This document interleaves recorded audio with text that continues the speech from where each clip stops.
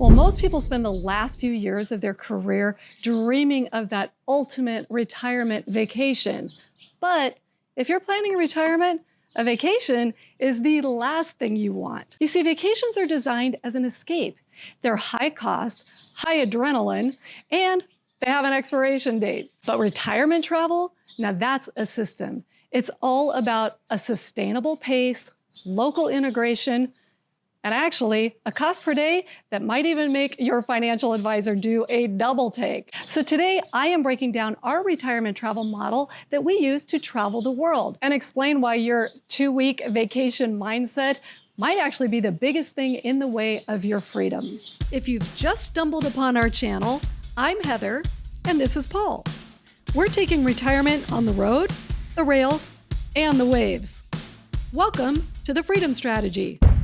So the 3 pillars, it's really the architecture of our retirement travel freedom strategy, and it will help move you from tourist to travelist. And trust me, there is a difference. We have been traveling full-time for 2.5 years. So the first pillar is what I call the velocity pivot. Now, vacationers tend to optimize for quantity, whereas travelers optimize for cadence. And it is the thing that I notice most of all when we come across people who are in vacation mode versus traveling mode. They are trying to cram as many things as they can into that short time span that they have. So they sign up for tours day after day after day because they have to see this thing, then that thing, then that thing. But if you are a retirement traveler, you have weeks to be able to sit in a place and feel the vibe and see what you actually want to go explore. Some of those might be the big hot tourist spots, but just as often, you're going to want to go see things the locals see, local hiking trails, local restaurants,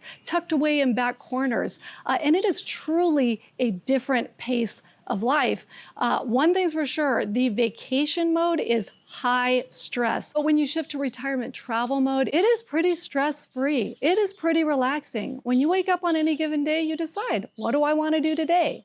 It's not that there's nothing to do. There's lots to do. You just have much more time to enjoy the things you want to enjoy. All right, the next pillar is our strategic stretching.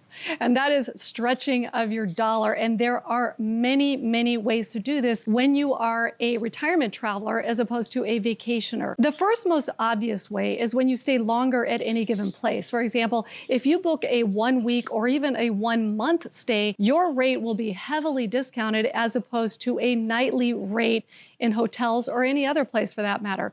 So vacationers tend to, you're going to stay in a hotel 3 or 4 nights, move on to the next one. Whereas the retirement traveler, you can book for a week at a time or even a month at a time, and you will often save 25 to 50% at any particular location. It saves a ton of money. The other way that saves money is usually when you're booking places like that for a week or a month at a time, it will have at a minimum a kitchenette.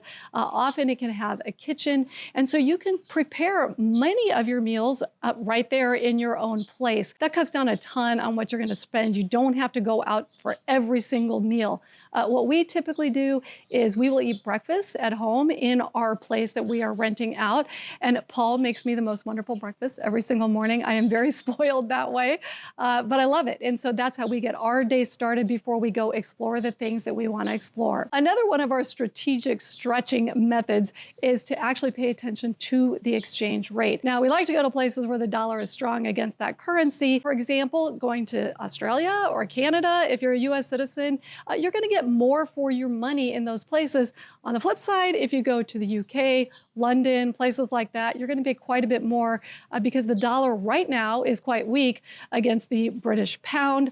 That doesn't stop us though. We actually have an awesome trip coming up in the fall where we are going to rent narrowboats and go along the canals. So be sure to subscribe if you're interested in seeing some of that. We cannot wait to go explore some of the countryside out there in the UK. It will be fabulous. Now, a couple of more ways that we stretch our dollar is wherever we are, we do tend to go to the local places to eat. Paul is an expert at finding them on Google, and he searches them, and we almost always will land where the locals eat, which is significantly cheaper than going to the tourist spots. And another way we save money is we really don't sign up for guided tours unless it's in an area where it's required.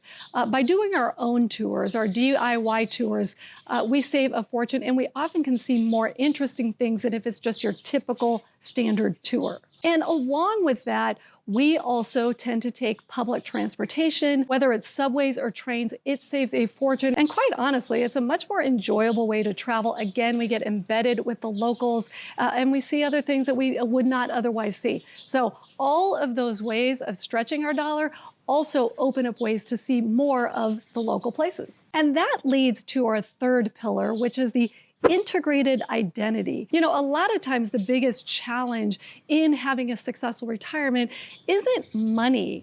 It's actually lack of a mission. And when I say integrated identity, I really mean to pull in your travels to be part of your mission. And no, I don't mean save the world or cure world hunger, although those are great missions.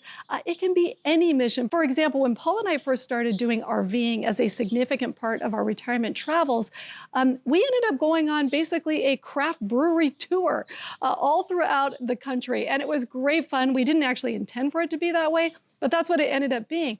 And it was great. So one way to have a mission can just be pick a specific thing you are interested in and spend a chunk of that year's retirement travel chasing it. Like I said, we did the craft brewery. You could do who has the best burgers in the world and go around to places like that. Or if you're in Europe, try to find the best museums. Go check it out. Make it a theme. And that will give you a mission, and that will feed into this integrated identity as you transition from your career to retirement. It's a great stepping stone for that purpose. So the difference between a 10-day escape and a 10+ year retirement travel lifestyle isn't necessarily your bank account. It actually is your roadmap. So many people retire from something, but we have chosen to retire to something, but you really can't get there with a 7-day travel agent mindset. So that's why we kind of went back, we reviewed everything we've done in the last 2.5 years, and we created this free PDF handout. It is a 12-month retirement travel checklist. And what it does is it gives you a different task to do every month for the 12 months before you retire in order to plan your retirement travel. Now, you can certainly go through it faster than 12 months, but it at least gives you bite-sized pieces to do over the course of the year as you're planning your retirement travel dreams. A link to it is below. It's free and it'll go straight to your inbox. Thank you so much for joining us on The Freedom Strategy, and we will see you next time.